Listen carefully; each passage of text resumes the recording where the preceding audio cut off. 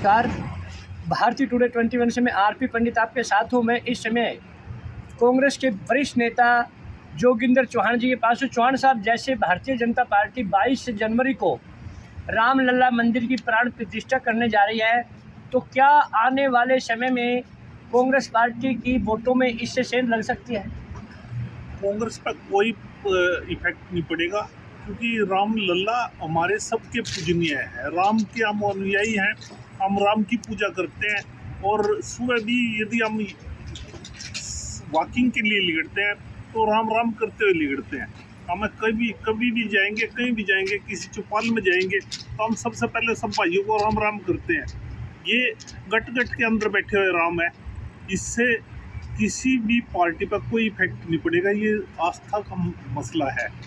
और एक चीज़ बताए, 1986 के अंदर राजीव गांधी ने जब बाबरी मस्जिद के अंदर राम पूजा, राम उसका ताला खुलवा कर राम की पूजा शुरू करवाई थी, तो हम सारे के सारे जब सब 1986 से वहाँ पर जा रहे हैं राम की पूजा करने के लिए। राम हमारे गट गट के अंदर है, इसलिए हम साफ कहते हैं कि राम की पूजा के ऊपर जनता अपनी प्रॉब्लम नहीं भूल सकती। जो आज बेरोजगारी है, जो किसानों के ऊपर लाठीचार्ज हुई हैं, जो आज रोजगार सारे खत्म कर दिए हैं, महंगाई चरम सीमा पे है, लोग तरस बैठी है। सरकार को एक बार चुनाव आने दो, सरकार को पलट के ये जनता दिखाएगी। अच्छा चौहान साहब, जैसे कि राहुल गांधी जी भारत जोड़ो यात्रा के बाद भारत न्याय यात्रा निकालने जा रहे हैं, क्या उससे जिस तरह से पीछे भारत जोड़ो यात्रा में कांग्रेस पार्टी की तरफ लोगों का एक बहुत बड़ा रुझान बढ़ा था, क्या उस यात्रा से भी फर्क पड़ेगा? मैं तो साफ कहता हूँ कि राहुल गांधी जी जनता के बीच में जाते हैं, जनता की प्रॉब्लम सुनते हैं, और जनता की जब प्रॉब्लम सुनते हैं तो उसके अंदर फर्क तो पड़ता है।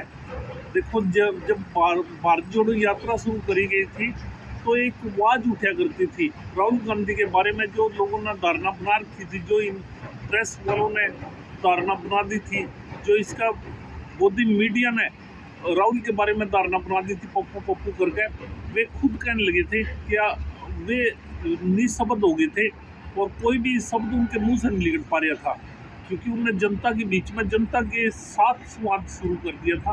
अब फिर ये 14 तारीख से जो शुरू कर रहे हैं, जनता के बीच में जाकर मणिपुर से शुरू करेंगे और बम्बे जाकर ख़त्म करेंगे, तो पूरा पूर्व से लेकर पश्चिम तक पूरा भारत क्रॉस करेंगे। पहले दक्षिण से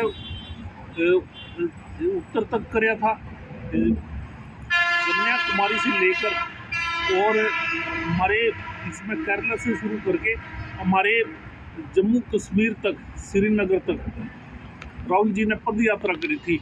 अब जो मणिपुर से शुरू कर रहे हैं और उसके बाद बम्बे ख़त्म कर रहे हैं, पूरा भारत क्रॉस करेंगे, तो हर स्टेट छूते हुए आएंगे और जनता के बीच में, आम आदमियों के बीच में राहुल जी का जो मिलने की शैली है उसका फर्क इतना ज़्यादा लगेगा कि आप खुद कहोगे भाई अब भारत न्याय यात्रा वास्तव में न्याय यात्रा है। तो देखिए, चौहान साहब ने राहुल जी की यात्रा को एक बार पूर्व से पश्चिम और उत्तर दक्षिण जिस तरह से बताया कि इसमें जो जमा का एक निशान बनेगा वह कांग्रेस पार्टी के पक्ष में एक बहुत सारी बड़ी आबादी में लोग जुड़ेंगे और आने वाला समय कांग्रेस पार्टी को इसका फ़ायदा देगा।